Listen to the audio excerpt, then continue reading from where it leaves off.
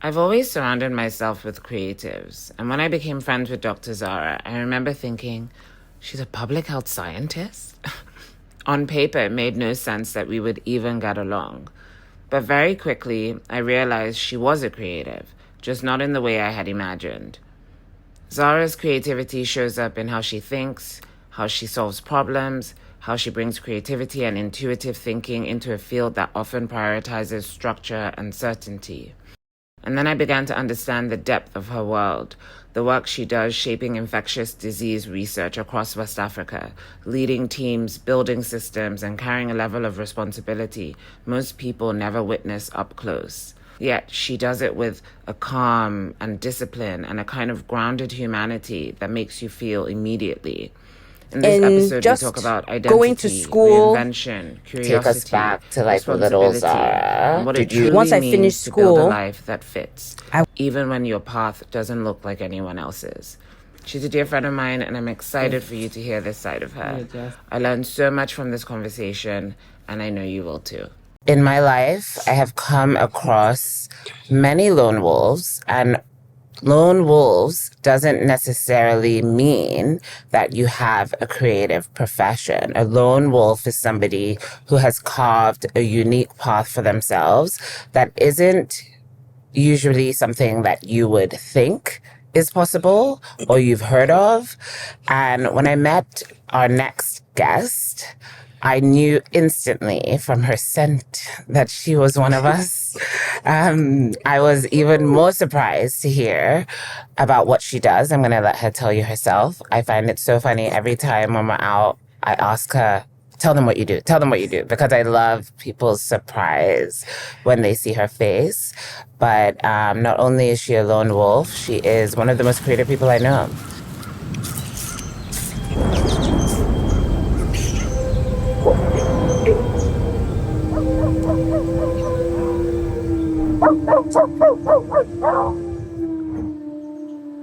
So, Zahra, hello, Dr. Zahra, for some respect on her name. Dr. Parker, if you nasty.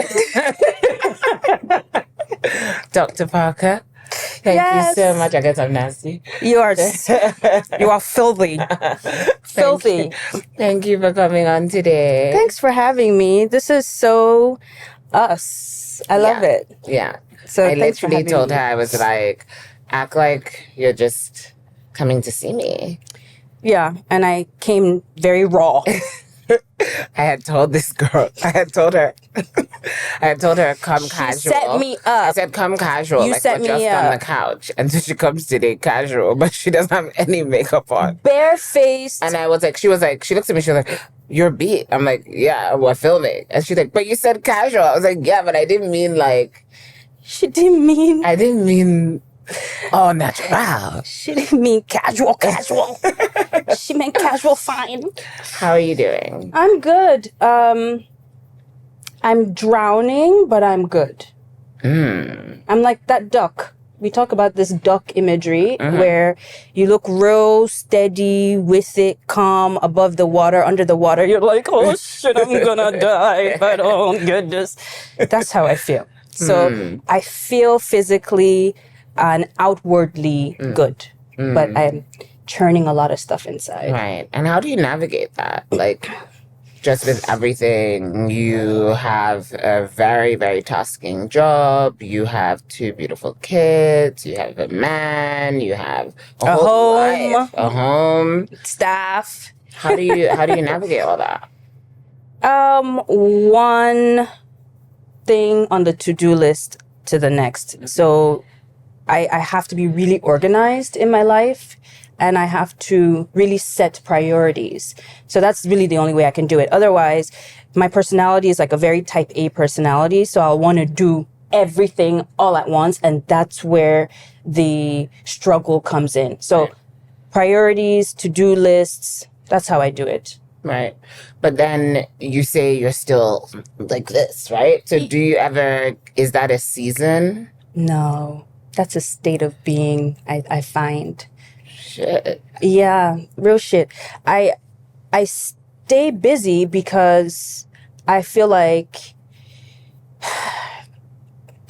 I feel like I am probably the most capable person in my life. And because of that, I tend to take on a lot. And I don't necessarily delegate because I've been burned too many times. At work, it's a different story. In my personal life, though, I tend to take on a lot. So it keeps that duck imagery continuous and sustained. But I've learned to be, Agile. yes. And I've learned to make that like an active normal. So I always have a million and one things going on. Well, you do it very well. Thanks. And you still have capacity to show up for your friends, show up socially. You're outside, not outside. Not as outside as I would like, but yes. We have a healthy social life, which I think is important. Yes. Tell me about the uncharted territory. So, for those who are watching who do not know, what do you do and how did you get there? Yeah. So I am an infectious disease public health scientist. Can you say that again? Yes, I am an infectious disease public health scientist. And Nicole loves the ring of it. It's just, I'm not usually friends with scientists. Okay. And so, actually, you're my only scientist friend. So all my friends are artists, interior designers, musicians, actors. So I think I was just so startled when you first told me and so intrigued by you. But then I think you opened me up into the concept that, creativity does not equate creative professional. Yes, absolutely. So, but I will say that is true. And what is also true is that my profession as a scientist is incredibly creative. I think on the face, it doesn't seem creative, but then when you actually look at the technical aspect of it. So I always liken what I do to being a chef. And I strongly believe that had I not become a scientist, I would have become a chef. I have a strong affinity to following the rule. And so if you give me a procedure, a recipe, I can follow it to a T and then decide where to tweak it to get a result that is more tailored to me. So when I think about science, I think about, I have this question. I want to learn more about, we always hear about, Lassa fever is killing so many people in Nigeria. Well, how many people? You go into the literature, there's nothing. Okay, well, how can I create a study to answer the question, how many people is Lassa virus actually infecting, affecting, and killing, right?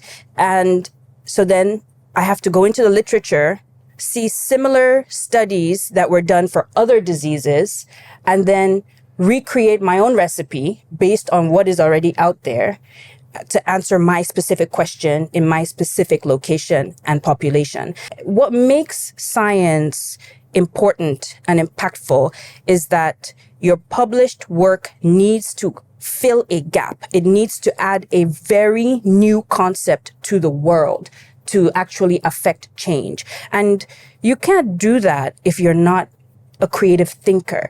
That's so interesting to me because I would never have even thought about applying creativity in a field like that. But it makes complete sense. And it's, like you said, probably the reason that you thrive. But I wonder, because one thing about the creative path is that, it's not linear in any way, shape, or form. And you almost can't plan it. You can't, both school and with work, you have these steps and you have this ladder that you climb and you know where you're going. So I wonder, take us back to little Zahra. Did you always know you were going to be a scientist? Did you ever want to be, I don't know, a painter? What was that like? Do you know what I wanted to be growing up? What? Real story, real life, my whole life. I wanted to be a house girl. I wanted to be a maid. You told me this before. Yeah, I wanted to be a maid, and it's because I cleaned really well as a kid because I followed directions so well. And it made the adults in my life very happy that I could clean so well. And that drove me to do better and want to do better and want to do it for other people so I could make other people happy as I saw the adults in my life being happy for what I did. Literally makes me want to cry. It's sad. It's really sad. I grew up a people pleaser extraordinaire. Mostly because I didn't have quite a stable upbringing. So I didn't live in a single home growing up. And I was shuttled from one family member to the next, to the next, to the next, and then from one country to the next, to the next, to the next as an adult. And so the idea of identity and fitting in and community and establishing your pack, if you will, was something that has always been very challenging for me from youth, because I always felt that I needed not to kick up any dust in any new environment I found myself in. Wow. I just needed to maintain the peace. And so part of maintaining the peace is making aunties and uncles very happy. Just make them happy. Do what they want you to do. Follow the rules. Don't embarrass your mom and dad. At least your mom. I didn't have a sense of a dad until much later on in my life. Wow. Yeah. Whoosh. So like, for me, if you're in that scenario, it's almost like life made you a lone wolf. Yeah. Like by virtue No. of your circumstances. Yes, absolutely. Right. Just this idea of being nomadic. It's one of those things that can either make you well adjusted to become a lone wolf or make you terrible. It can make you the opposite of a lone wolf, a pack rat. Right. If you will. Right. Right. But So then you chose the lone I wolf. chose the lone wolf path. And so how did you navigate? What was that journey like? Was it like or was it like? It was not linear in any sense of the word. It was just ghetto. Oh my gosh. Yes, it was just like, I come from a very strict family, very educated family. My mom and dad both have graduate degrees, and I grew up knowing that I grew up in Cameroon until I was about 10 years old, and I knew that academia would play a very serious role in my life. I just didn't know how. And in growing up, moving here and there, living in all these different places, I wasn't sure how I could be an academic. So I thought, okay, I could be a doctor. I could be a diplomat like my dad. I can be a linguist like my mom. I was good at everything I did. Period. I was just good at everything I did. And so I could do a lot of things. But what was the turning point for me was, let me go back a little bit. This is just the Cliff Notes version. Cliff Notes is like when you have a book to read in school and you didn't want to read the book, you get the Cliff Notes and it really breaks it down real compact for you. So I was born in Nigeria to a Trinidadian father and a Cameroonian mother. We lived in Zaria until I was about 3. Then we moved to Cameroon, but I only moved with my mom and my sibling to Cameroon. And I grew up in Cameroon until I was 10. That time in Cameroon, I had no sense that I had a father. It was never discussed. And I started to form this really complicated idea of self and identity. So my mom is from a southwest province in Cameroon, and she's from a place called Mamfe, and their people are called Bayangi. So when I was young, they would be like, and Bayangi people speak a language called Kenyang. When I was younger and I had to introduce myself in school, I would say, hello, my name is Zahra Parker. I'm from Trinidad and Tobago and I speak Kenyang. And they're like, huh? Say who? But then we moved from Cameroon to America to meet my dad when I was 10. And it was shocking because like, dad, I have a dad. Wow. Also met my older brother and my older sister. Say what? I have older siblings that I didn't know about. When we moved, my dad got a job in Haiti as a diplomat. So we had to move to Haiti because we were under 18 and under his care, right? So then I moved to Haiti and we lived literally in a glass mansion, literally in Haiti. Like we lived in this opulent compound that was so different from the reality of my life I was coming from. And my dad was a diplomat. He was an international relations professional. Very different from anything I could have ever thought I wanted to do. Right. But the lifestyle, I like the lifestyle. So then that started to change like, oh, how do I live like this? How do I travel, live in a nice house, I don't have to pay for it, and be able to like travel around the world at will. This was my idea of what my dad's life was like. When I found out that there was a medical angle I could use to do like, to live that lifestyle, basically I could be some kind of, I don't know, doctor without borders kind of a thing. I thought, great, I'll go to med school. I am probably the one person you know who's done every standardized test known to man. MCAT, LSAT, GRE, GMAT, I've done them all. You're not proving your creativity right now. You're proving you're proving something else. The question was the path. I know. So the path was so gangster because I could have gone anywhere, and I went those different places. And it wasn't until... And what were you looking for when you were doing all those exams? What were you trying to... Were you looking for something, or were you trying to get to something? I was trying to equip myself in case I decided that path would be it. If I wanted to go to law school, at least I've done the LSAT. And I did well in all my standardized tests, right? If I wanted to go to med school, at least I've done my MCATs. I have that. But what was sort of the defining moment for me was seeing my dad's lifestyle and then trying to figure out how to do it without doing it the way my dad did it, because I didn't find that fulfilling in any way. I actually thought it was pretty dangerous, his life. So then in just going to school, interacting with people, being in my family, I realized that, hey, I'm really different from a lot of people in my family. That was the first big moment of realizing that I'm actually a lone wolf. Different in what way? So many ways. I say it with my full chest. I don't like to sugarcoat shit, and I live my Pinterest. I do the shit that I say I want to do. Right. And my family members are more Pinterest collecting.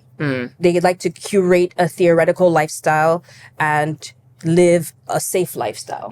Whereas I'm the kind of person who's like, no, I wanna go out. Right. I want to do this. And I got that from my dad. Right. But I'm talking about my siblings. I'm talking about like my peers in my family. So in going to school and everything, like I said, I could do everything. I was good at everything. Science just happened to make sense to me because I like to cook.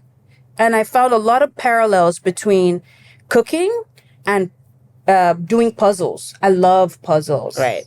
And so for me, I was like, okay, well, this hits a nerve that is gingering me. How can I take it to the next step and still somehow get to my end goal of living a lifestyle that is unique to me? So yeah, I went to school, went to school,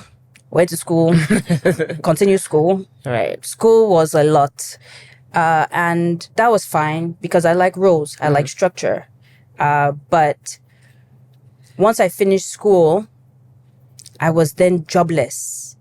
I had a PhD and a public health degree from Ivy League institutions, both of them, from Ivy League institutions in America. And I was unemployed for like 7 months after graduating. So that's like, in the lone wolf philosophy terms, I would say that is your wilderness. Yes. So that was where, you don't know where you're going. And so you followed the pack structure, the systemic pack structure For of a while. everything that you're supposed to be successful, and all the things, and you're an overachiever. I'm taking it back to like people pleasing, and all those kind of things tie into that, right? Yeah. So you're in this wilderness, you've done all the things you're supposed to do, but then you haven't gotten that desired result. Yes. And I also didn't even know how to do it because part of the wilderness, the wilderness is cold. Goddamn. Mm-hmm. The wilderness was like an unending barrage of no's. An unending barrage of walls and closed doors. And I'm just like, guys, do you see the credentials? I'm supposed to have keys to doors, and I don't. Like, I had as far as Tony Fauci, who was the big guy on TV during the pandemic. Tony Fauci helped me, connected me with someone to help me with this very prestigious program that I wanted to do called the Epidemic Intelligence Service Fellowship. It is a disease detective fellowship, basically with the US CDC. It's a 2-year program open to people around the world.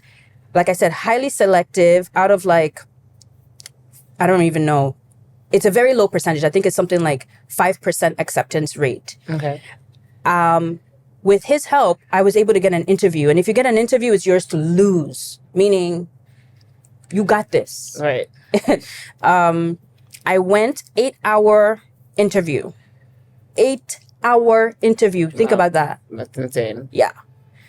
I just knew I was going to get it because 2 of the people I interviewed with offered me jobs, right? And I found out I didn't get it during that wilderness. And what did that do to you? It broke me. It broke me. It shattered my sense of capacity and capability. Whoosh. I thought I was just so good at doing everything. And it just made me feel like, am I delusional? Do other people not see the greatness? And so in the breaking, because usually everybody has that moment, right, where you're like at your bottom. Like there's a saying that when you fall to the ground, the only place to look is up. Right? So did you meet another version of yourself? At what point did you then kind of like go on this, or was it intuition? What led you out, or what was the aha moment that broke you free? If you had one. I did. I definitely had one, but I wasn't an active participant in it. Fate, God, stepped in and was like, oh boy, I'm trying to show you something here bigger than you. I basically decided that, you know what? I think I have an inflated sense of self and I need to humble myself. So I started applying for any job that was like remotely relevant, even if it was like a data analytic job, which for me at the time was beneath me, or like, come on, this is not something you should be doing right now. I applied for one of these jobs and they asked me for an interview, and I went for the interview, and the guy asked me, what's your medium-term goal? What's your long-term goals? I told him, I said, honestly, long-term, I would love to live on the African continent, preferably in West Africa, preferably like in Cameroon or Nigeria.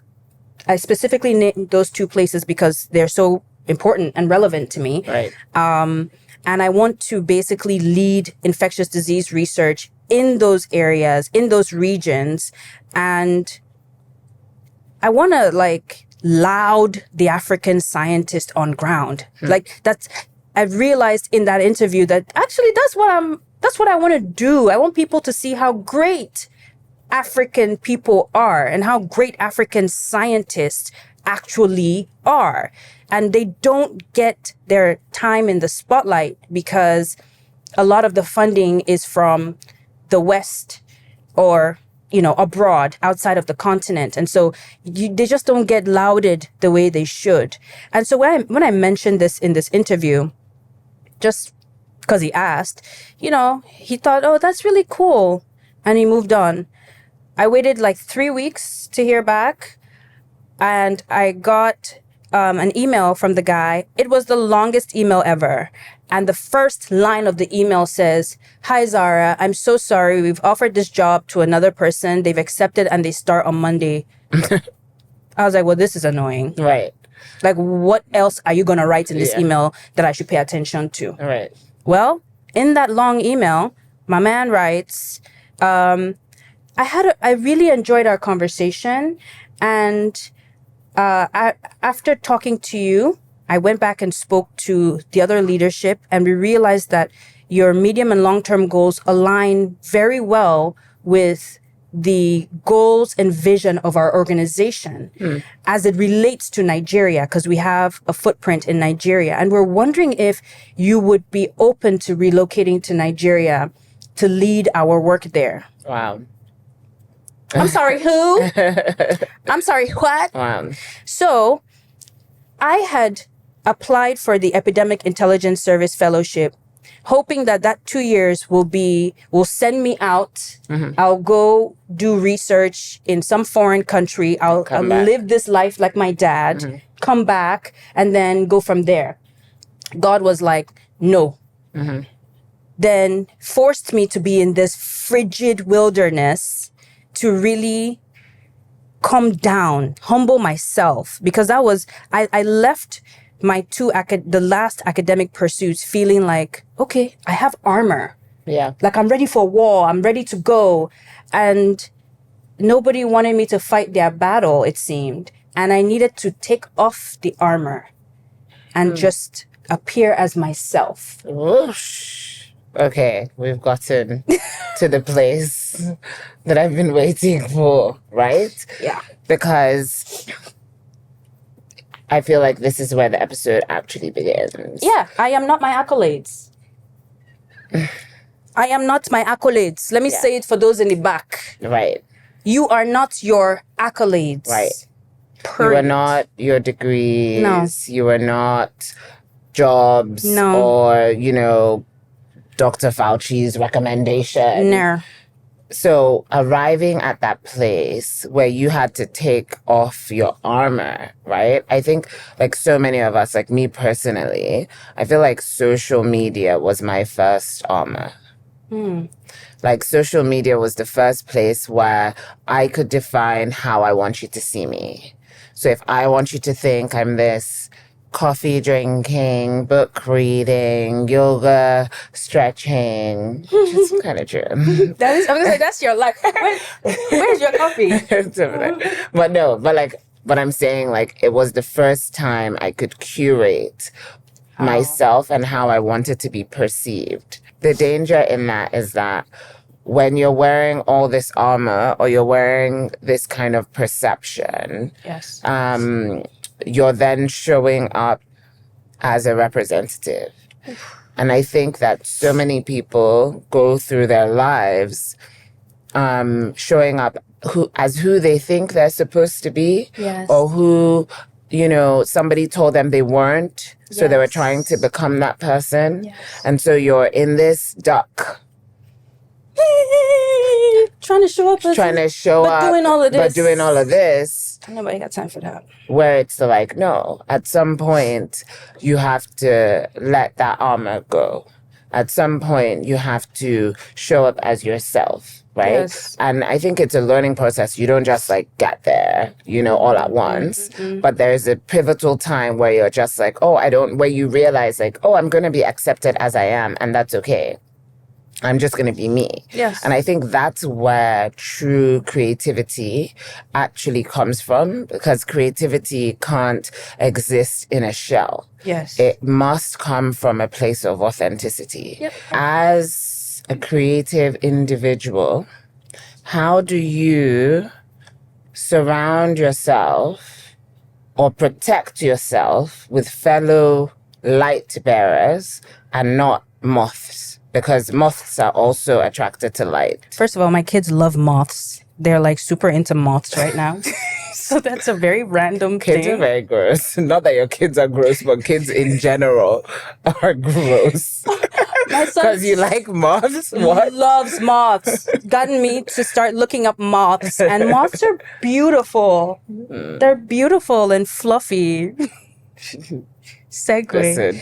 Look, so your question is, how do I surround myself with light bearers because there are people that are attracted to the light and then they drain your light and they go, right?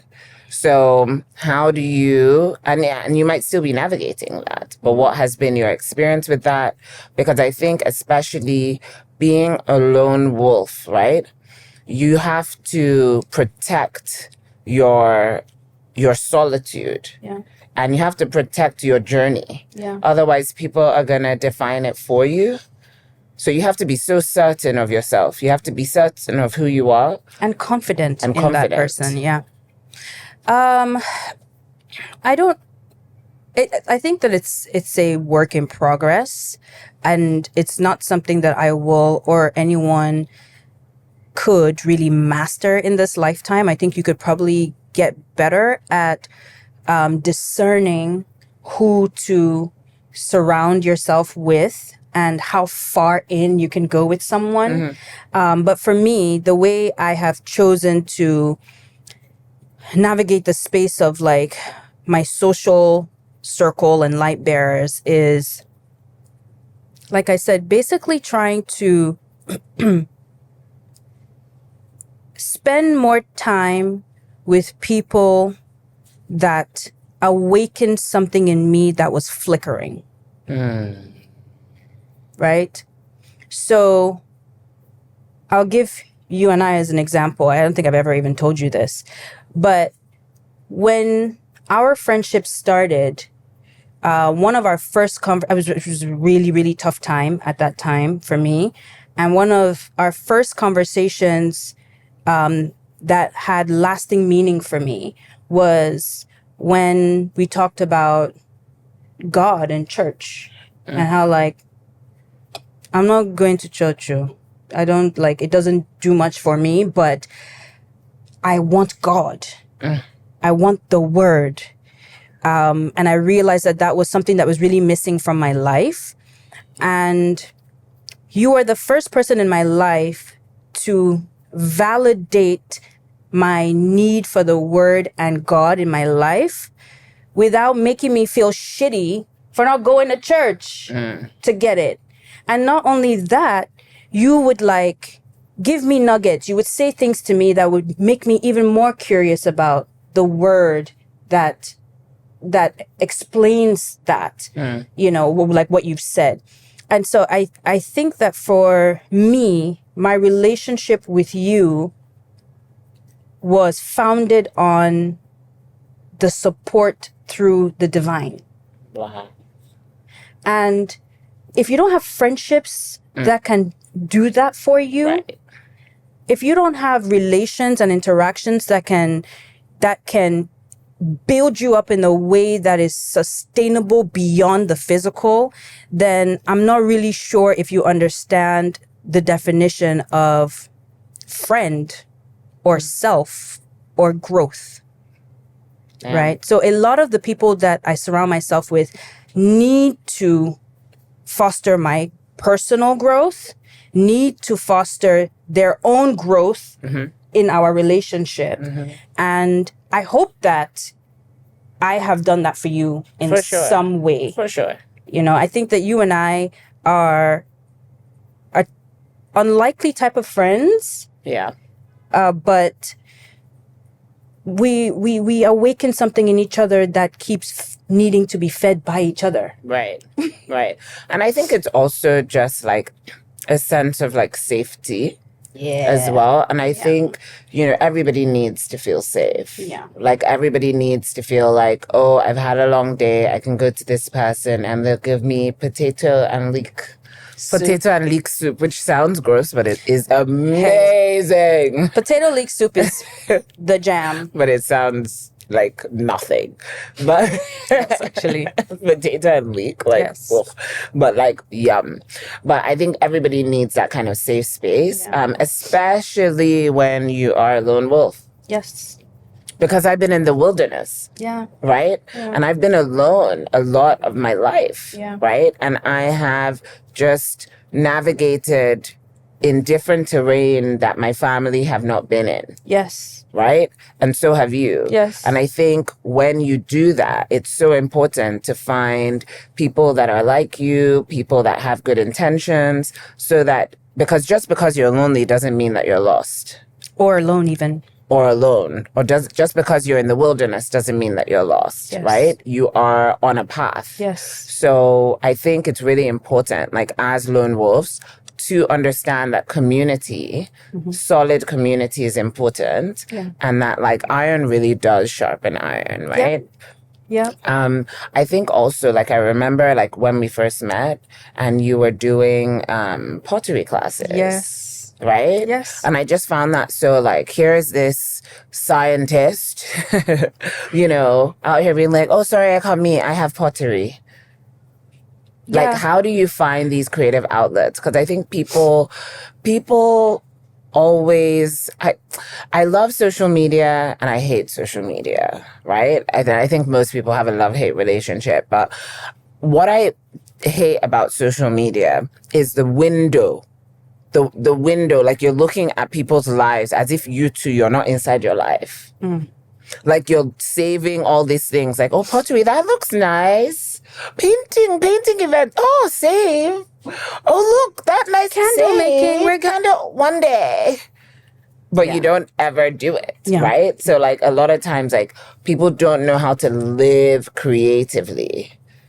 Yeah. How do you find that you like live? You embody it, but like you also live it. Like so, those I parts. prioritize it. So we talked about like how do I make the duck imagery work? Because that is I've made peace with the fact that is going to be status quo. The key is all the stuff that makes you go like this. Can you actually remove the ones that are not needed? So that this is actually a purposeful thing that makes you go somewhere. Right. Right. So there's some stresses that I just don't take on because I don't need to. There's some stresses I take on because they actually feed me. And pottery was one of them. I embarked on doing this pottery thing because I was in a really dark place mentally. And I'm a very tactile person. I painted when I was in undergrad for just out of the blue. I just had extra money in my accounts from my scholarship. And I went to the bookstore and they have a whole arts and crafts section. So I was like, otherwise I'd be buying the school sweatshirts, cap. Let me buy something that can actually like get me to fulfill this tactile need that I have. And I started painting and I was actually good at it. I don't have any of my paintings to show, but that was a long time ago. But in thinking about what I could do next, like to get me this thing, to get this field done, I was like, pottery. I know it exists. I've seen it on Instagram. And I reached out to the person and they were like, yeah, we do this, come through, you know. And I went and I was just a moth to a flame, if you will. I just gravitated to it. And I loved it. I loved that I got my hands dirty. I loved that I created something from nothing. I loved that it required me to focus. I loved that it required me to do something without anybody else. I'm not going with my friend. I'm not taking the kids. I'm not going with my man. I'm not taking my niece. I'm not taking anybody. I'm taking Yourself. Yeah. I'm meeting me. I'm having a date with me.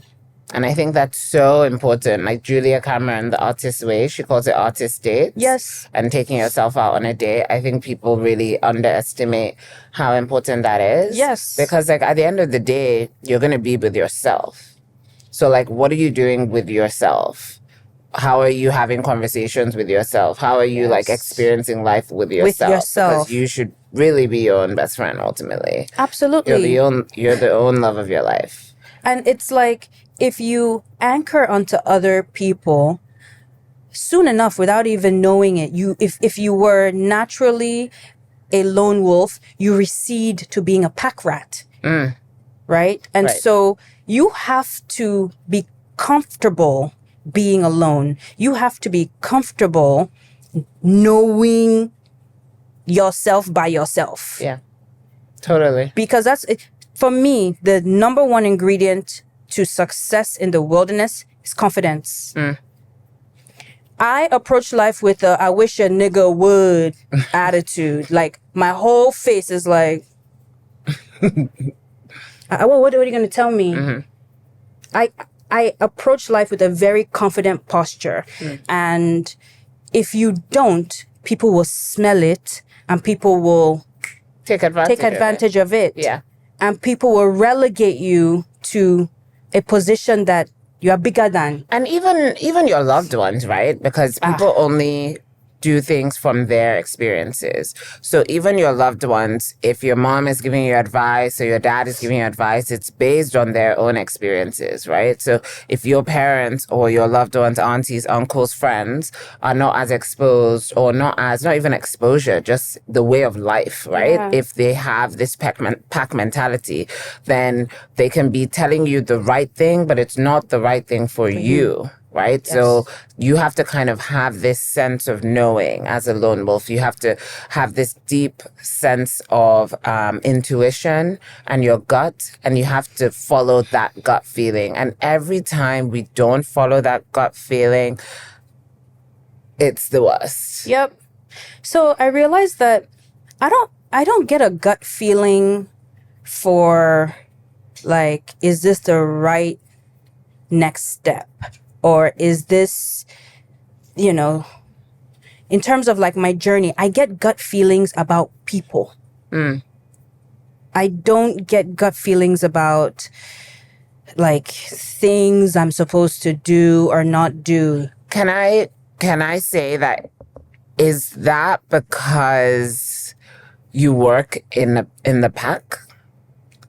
I do work in the pack. So the difference I would say is that, the pack has structure and systems, right? So you don't necessarily need, not all the time, this gut feeling when it's on paper on how you're going to move, right? As opposed to a purely creative journey where it's like you can't predict the next door, right? So I think with a purely creative path, the gut instinct is very, very important, because I could have been still working at Indani, the host of a TV show. So you were gonna say I still could have been shaking my ass on a pole. Nobody asked. Nobody's asked. Perhaps if somebody had asked me to shake my ass on a pole, nobody's asked yet. But I could have been, in that old job where somebody had seen me and thought, this person will be good in front of the camera. This person will be good in this way, right? But I had a gut feeling that was like, there's more. Right? So people want to come up all the time and tell you, oh my God, why aren't you doing this? Why aren't you doing that? Because they're seeing, and what they're seeing is not wrong. But as a creative, you just have to know, like, is that what I'm supposed to be doing right now? Like, this podcast has come at the right time. Yeah. I don't think I would have had the confidence that I have, the assurance that I have, the awareness that I have if it came 5 years ago. Absolutely not. Yeah. It would have been a different podcast completely, right?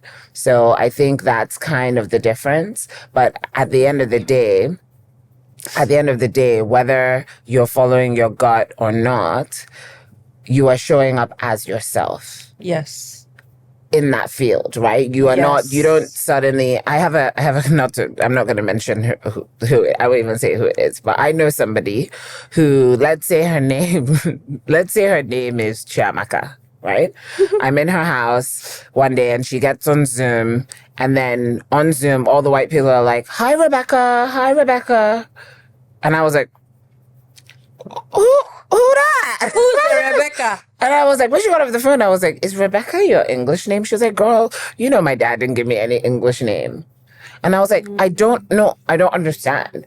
She was like, they're not going to stop pronouncing Chiamaka and all that kind of stuff. And also to get a job in the States, names are just very important. And like, they could just not want to hire me because they think they have to go through some kind of difficult. So Rebecca it is. So literally everybody calls her Rebecca in the workplace. She gave that name to herself.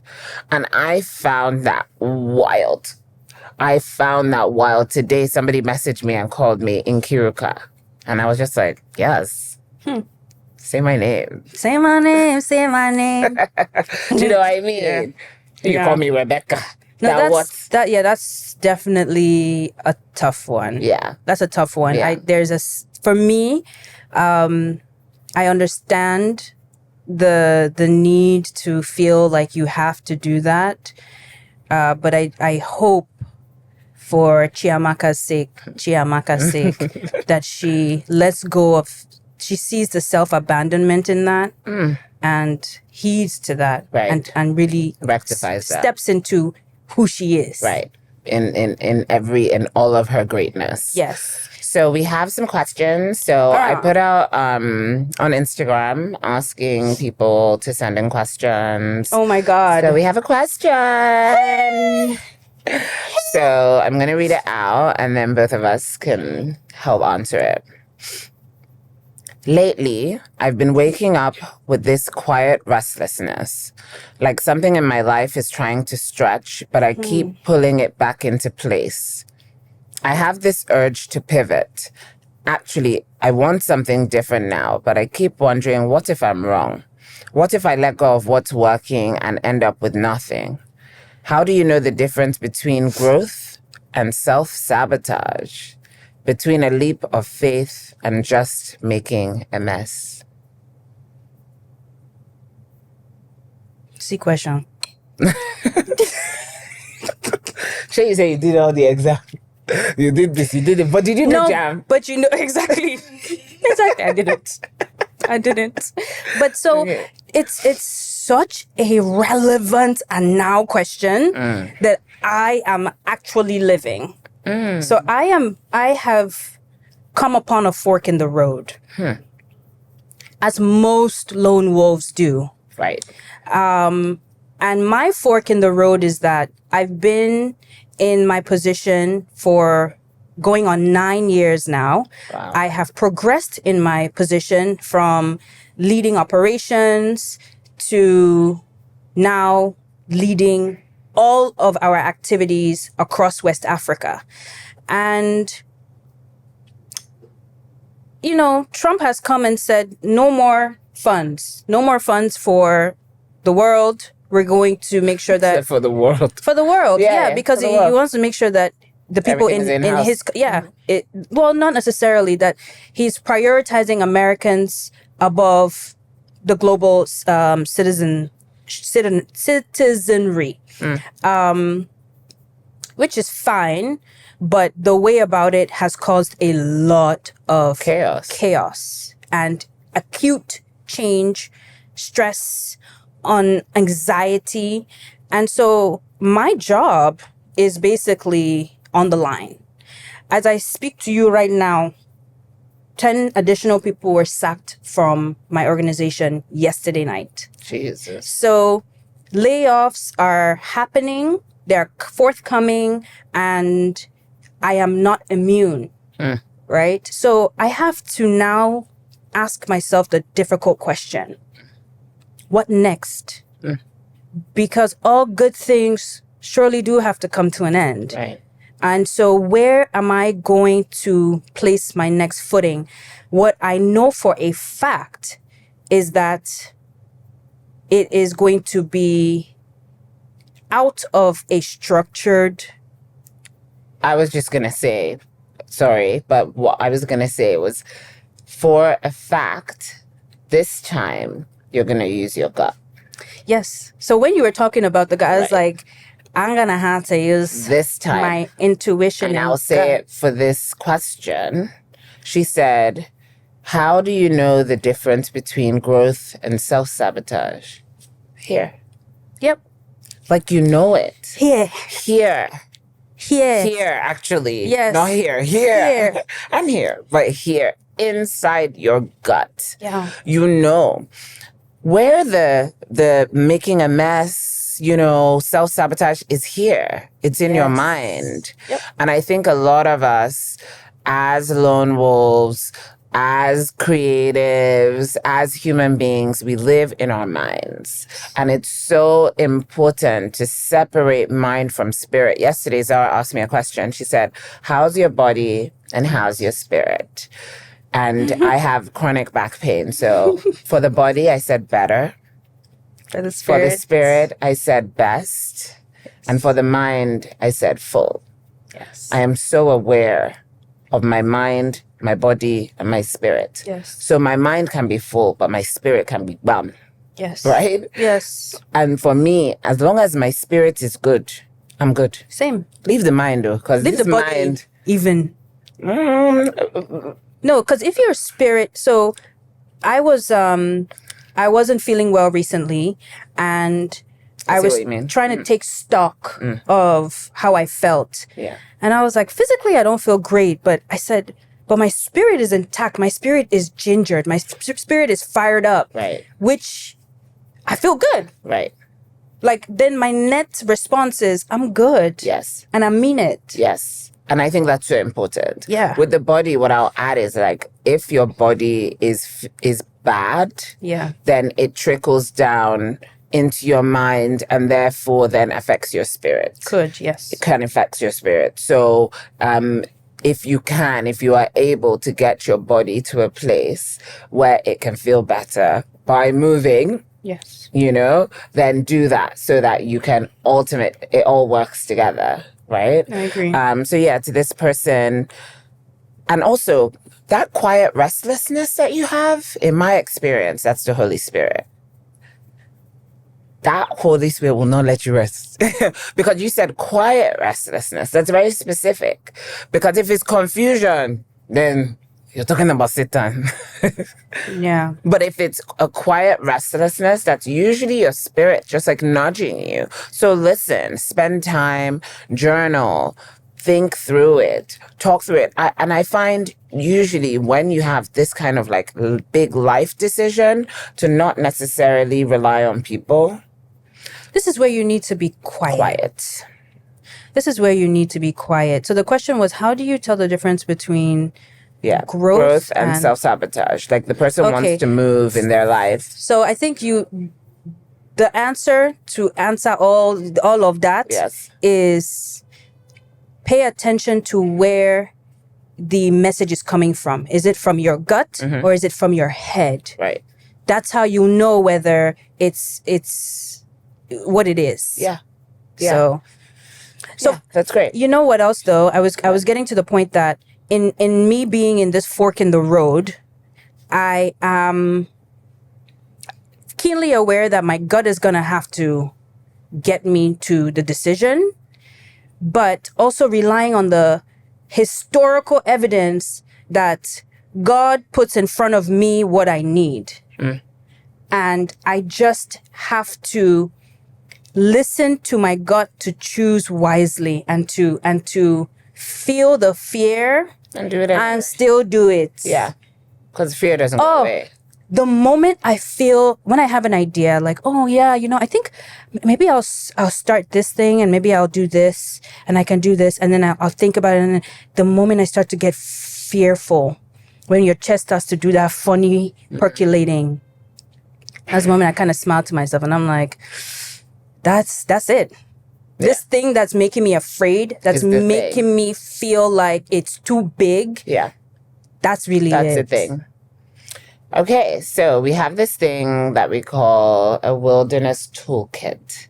So it builds over time, but essentially every guest that comes, we ask them to add one thing into the toolkit. So eventually after the season, we're going to corral every single thing, and this is the toolkit. So if you could add one thing to this wilderness toolkit, it could be a practice, it could be a quote, it could be anything, it could be a book, whatever. What would you throw into our wilderness toolkit for all the lone wolves? That's a beautiful question.